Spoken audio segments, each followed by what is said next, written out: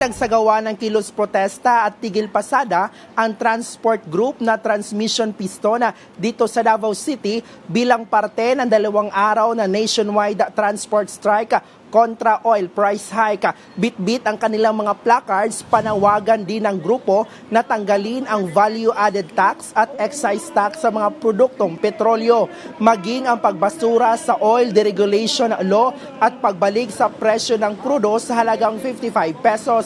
Hiling din nila na ipatupad ang fare increase sa lahat ng klase ng transportasyon. Nais din nilang mapanagot ang Administrasyong Marcos Jr. dahil sa mahina at kawalan umano ng aksyon sa nangyayaring krisis ng bansa. Narito ang kanilang pahayag.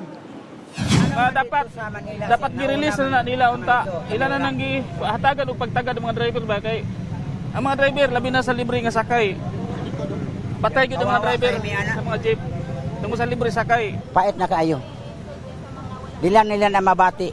Pero kaming mga driver karon dili lang dire sa pangi nga linya kundi sa tanang ruta dire sa Davao. Wa na ni kuan na sila, ni alma na sila. Usa ako lang tang panawagan sa tanang mga driver, mga ruta o kani untang atong paggobyerno nga madungog unta nila ang among kalisod karon sa among pagpamasahero.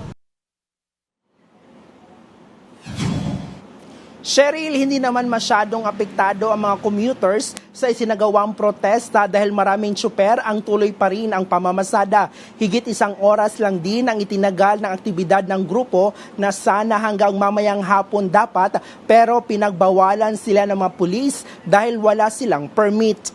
Cheryl. Daghang salamat, Bril Montalvo.